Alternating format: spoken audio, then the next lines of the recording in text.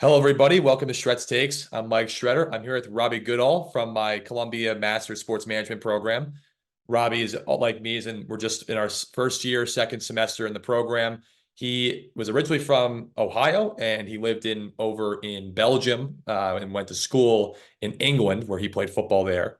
So what we're going to do up today is he's really big into breaking down the analytics within football. So what we're going to do is a little different. I haven't really done this on my show, which I think it's an important thing to talk about. So first of all, before we get started, I want to thank Robbie for joining the podcast. Robbie, thank you so much for coming on. Really excited to have you on. Yeah, absolutely. Thanks for inviting me, and yeah, excited to talk some numbers and some analytics. Absolutely. So I think for everyone getting context, we're kind of talking about just kind of like the big things that go into the storytelling, I would say, of the game, but also just breaking down kind of big key decision makings that go in within a football game. So I think the first one we're going to go for, obviously, is people obviously were angry probably in the NFC Championship about this, but you posted something on LinkedIn that was very smart, which is the question about fourth down or not, whether you punt it, whether you kick a field goal, whether you go for it. Based on your experience, why do teams say, like, what goes into the statistics of it being more being better to potentially go for it, or just like break down generally like what goes into those metrics to be able to kind of put that together and allow teams now to go for more on fourth down than they probably had 10 years ago. Yeah, definitely. There's been like a trend of teams, as you say, going for a lot more on fourth down over the last decade. And I think, from my understanding, I think the main metric that they really use to drive those decisions is win probability. So obviously, any football game, especially the NFC Championship game, where there's a trip to the Super Bowl on the line, you want to give your team the best chance to win. And so I think that's really what teams are looking at in specific situations, whether we're better off going for it on fourth down or kicking a field goal, and that's dependent on the win probability, right? And so in the NFC Championship game, obviously the Lions had two fourth downs that they went for it, didn't kick field goals, and they didn't get it, and everybody was mad. But if you actually looked at the numbers, then they actually added win probability by going for it in both of those scenarios, right? And especially when you have a coach who is as aggressive as Dan Campbell, we've seen it throughout the regular season. He's going for it, on 4th and 7 in the middle of the game, right? I mean, he went for a 2-point conversion at the 7-yard line, which is just nuts because they were only down one, right?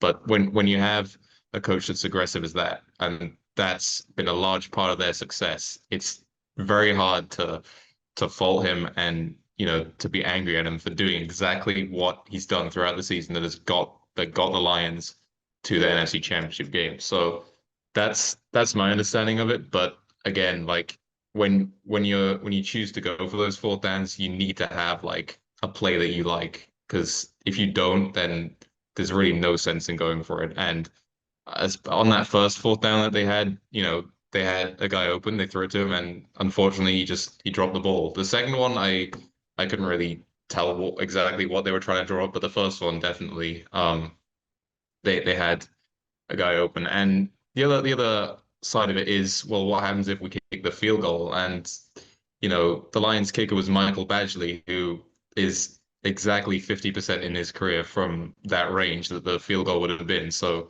the fourth down would likely have been a better percentage play for conversion anyway, right? So, I think, yeah, I think there's just quite a bit of a disconnect now between, the analytics nerds and the traditional football guys who, are always just like kick the field goal on fourth down. But yeah, I think it's mainly just that win probability that teams are looking at to decide whether or not to go for it.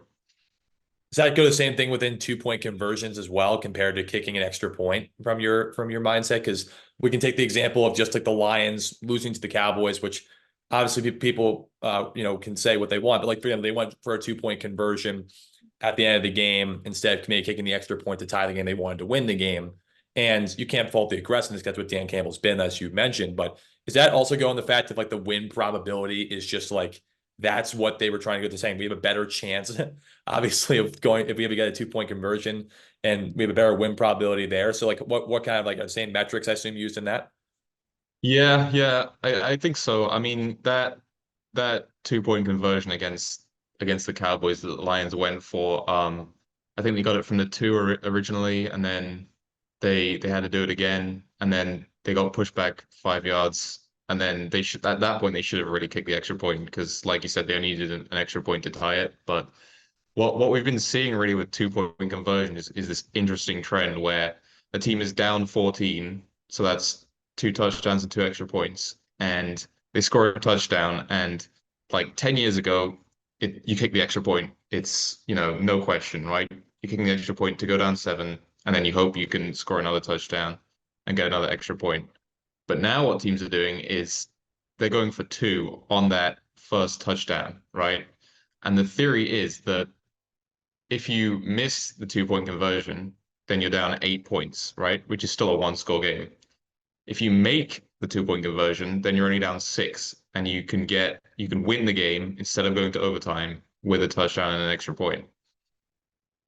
And the theory really is that you're more likely to make at least one 2 point conversion than you are to miss both, really. And so I think that's one of the key trends that we've been seeing with 2 point conversions, over the last few years or so. I'm trying to think when last time I saw that was. I think there was one in the NFC Championship game actually. The Niners they elected not to go for two after going down eight after a touchdown, but again, that worked out for them fine. But there are teams like I think the Packers did it towards the end of the season at one point. They go for two, and then I think they got it, and then they got the touchdown, the extra point, and then they won the game. So yeah, again, and yeah, it is just win probability. That's all that it really goes into it. Yeah. Do you think so? Talk a little bit about just some other advanced metrics that you think are important, maybe going into the Super Bowl, for example, like some stats to kind of point out. You kind of talked a little bit about just kind of carry rate and yards per attempt and those type of things, which if you're thinking about it from the Niners standpoint, right, they're a great running the football team. But just talk a little bit about kind of some metrics you look at from a side of like going into a game that are important besides the fact of saying, okay, both these teams are obviously excellent football teams. They both have good defenses and good offenses.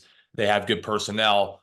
What are kind of like the metrics or stats you're looking at going into the Super Bowl and saying, okay, these are kind of the things that are going to, from a statistical standpoint, determine in a chance who wins the Super Bowl? Yeah, I mean, when you talk about advanced metrics, there's like the one kind of founding father of advanced metrics was expected points added, which is essentially yards, but with a little more context. So, for example, if you have a 30-yard pass, at the end of the half, um, it's the end of the half, time's over, there's no more plays. If you have a 30-yard pass there, then that doesn't exactly add a lot of points because you can't score any more from that drive because the half's over.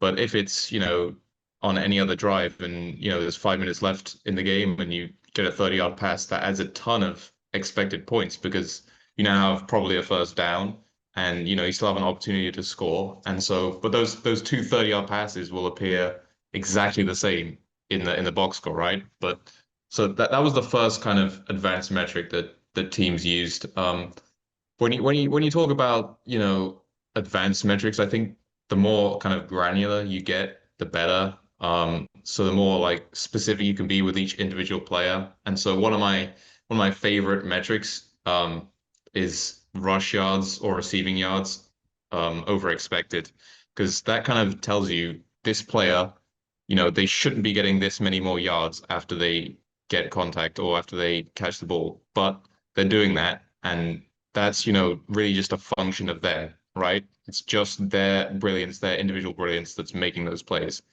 If you compare that to something like passing yards, that's a function of the quarterback, how well he can throw the ball, the receiver, how if he can make the catch, and really also the offensive line, how well they can block and protect the quarterback. So I think the more granular you get, I think better, and that's a lot of what next gen stats has been doing. So when I look specifically at the Super Bowl, we all know the 49ers, their skill position players, McCaffrey, Deebo Samuel, Ayuk, and George Kittle, they are absolutely fantastic at getting yards after the catch. They if you look at next gen stats, they average 1.3 yards after catch over expected per reception, right? That is zero point 0.8 yards better than the second best team, which is insane, right? I think it's the Rams to a second at zero point 0.5, right? So already you're essentially getting, a yard more than any other team would on every play, right? On every catch, which is just that's nuts, right?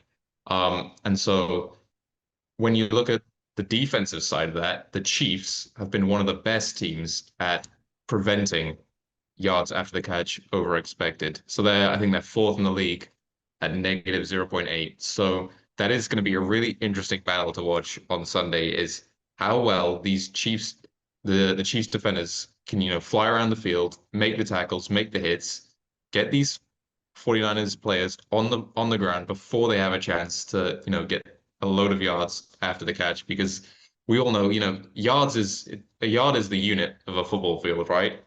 The more yards you get, the better chance you have to score. If you can stop the offense getting more yards, you give yourself a much better chance to hold them to, field goal, punt, or whatever. So that's for me, that's going to be a key battle. And this Chiefs defense, I mean, it's been underrated the entire season. Their run defense is a little porous, but their secondary is arguably the best in the league. I know a lot of people are looking at that Ravens secondary, but I think the Chiefs is one of the best in the league. Yeah, which is interesting too, because I mean, you watch even at the playoff games that the Chiefs defense has played in, and they went against good quarterbacks. Obviously, I mean, Tua was a good quarterback, but you even look like Josh Allen, Lamar Jackson, who just won his second MVP. I mean, the job, especially doing against like Lamar Jackson, was pretty incredible. And I agree with you on the secondary stuff. But you have to give them credit though. Their run defense though against the Ravens, who were arguably, I think they were the best running team in the NFL this year. They held them to 10 points. They didn't get much rushing yards. I mean, so I think in a sense that those metrics you kind of brought up are going to be interesting. I actually didn't even know until I read your LinkedIn thing about the things that the 49ers and Chiefs are doing. So that's going to be an interesting matchup. I want to go in a little bit into the grading system you see from the PFF metrics, right? Because everyone talks about Pro Football Focus. They do a great job, obviously, over there of putting together grading scales and putting together just kind of rankings and the way they kind of break down the game, right, from a lot of different avenues. But just talk about the grading scale for that, how that kind of gets put together, maybe for those who don't really have a whole lot of knowledge about it, because I think that's important because it definitely tells a lot about what the NFL's doing and just football generally. Yeah, so PFF they take a little bit more kind of subjective, view on football players, and so their grading system they grade players every game based on what they were supposed to do, how well they do it, and how difficult it was to do it, right? So what my understanding is every player starts at like a 60. It's done on a 0 to 100 scale, and every player starts at a 60 in every game. And then each play that they have, they get graded on a scale from -2 to 2 based on how well they did it. And, you might be thinking like that's a really subjective thing, and it is, but I think they do have like specific kind of rules and guidelines in place to help determine what exactly that grade should be on that specific play, right? And then it gets, added throughout the game, and then you get your final grade. And so one of a lot of people don't quite understand them because, there was I think in wildcard weekend this year we had CJ Stroud and Jordan Love and they had basically exactly the same box score stat line. Completions were the same, attempts were the same, yards were I think 2 yards apart, touchdowns and interceptions were the same, and Jordan Love had a 90 PFF grade and CJ Stroud had like a 78 for that game. And everyone was like, what the heck is this? Like, why are they so different when they had exactly the same stat line? And to me, my initial thought was, well, the grading system is supposed to be different from a box score. So two players with the same box score aren't supposed to have, the same grade. And they kind of because this all, kind of went viral and there was like, an uproar in the NFL about it. They kind of came out and said, well, the reason why CJ Stroud um had a lower grade was because I think on the Texans' first drive, he threw a pass right into double coverage that should have been picked, right? And That's what PFF calls a turnover worthy play. So it's a play that probably should have ended up in a turnover, but didn't. And Jordan Love didn't have any of those. And so that was really like, the key difference between those two guys.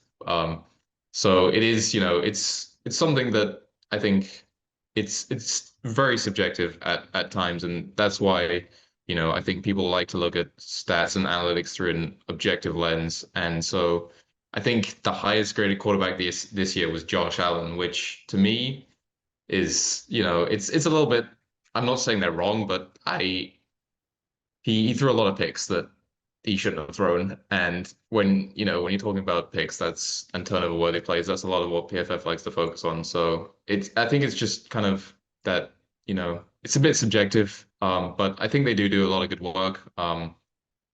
But the grading system is definitely one that is still kind of new to a lot of people, and a lot of people aren't quite grasping it just yet. Yeah, I think the last thing I want to kind of talk about now is just the balance between the football side of things, just the old school schematics, and then using analytics, right? I think that there's been problems with people who don't use analytics at all, and there's problems with it using too much, right? So, in your opinion, based on the fact that both are obviously incredibly important to, especially analytics, the way that sports is going, because it helps paint a statistical picture of what the game's going on. Why is it important to balance both in the first thing? And then the second thing is like, how do you balance both effectively? Yeah, so it's definitely important that you need to, have a good balance between, what you get from analytics and really your just gut feel. And when people ask me this question, the play I always reference is the Philly special, right? So everyone knows that play from the Super Bowl a few years ago, the touchdown pass to Nick Foles. And, the Eagles they were up 3 points, fourth and goal at the 2 yard line or whatever, heading into the half. You kick the field goal, you're up 6 points against Tom Brady at the Super Bowl at halftime, which you would probably have taken right before the game. But what Doug Peterson did is he decided to go for it, and I don't know exactly what the numbers were, but I'm assuming the numbers said the win probability says you should go for it, right? But I would imagine not by much. And so one of the things that I think the Philadelphia radio announcer, when they were just before they were about to run the play, he was talking about a momentum swing, right? And so if the Patriots had managed to stop the Eagles there, it would have been a huge momentum swing in the Patriots' favor. And momentum swings, obviously, they're not really a tangible thing. So the win probability models cannot account for momentum shift and momentum swing, right? So that is something that as a coach, you just have to, have a good feel for, really just use your gut. And like I said earlier, you have to have a play you like. And he had one of the gutsiest plays that I think I've ever seen called at the Super Bowl, and he liked it, and they got it. So I think, analytics is great, but it doesn't capture everything, and these models don't capture everything. And so I think from a head coach standpoint, you definitely need to use just your intuition as well, just based on, your many years of experience in the game. And I think the Philly special is an excellent example of that, just because of, how much of a momentum swing it would have been. And really, yeah, I think that's the greatest play in Super Bowl history, to be honest. Just the distance, the situation. It was a great play call. And if they hadn't got that play call, if they hadn't, got the touchdown, I think they probably would have lost that game. And I think the landscape of analytics in the NFL right now might be a whole lot different, because it was really after that game, that season, that people started kind of paying more attention to analytics in the NFL, and started realizing, hey, this team just won a Super Bowl by using analytics. I think they had two fourth down conversions in that game, and so it's like, well, we can do the same, right? So yeah, I think that was kind of a key point in the landscape of analytics in the NFL. Yeah, I think it's just an interesting, I would say, revolution, evolution. You can kind of say whatever word, just kind of and it's even you see it in basketball where analytics were, it's obviously huge because in that kind of aspect, because the way it just transformed the 3 point shooting metric in basketball, right? But in football, it's very important as well because it really changes kind of, again, what plays you run, what you do in a fourth down situation, what schemes you run. It does affect a lot, but I think you made a good point. Is like the head coach has to be able to know how to balance both, not rely solely on one thing or another.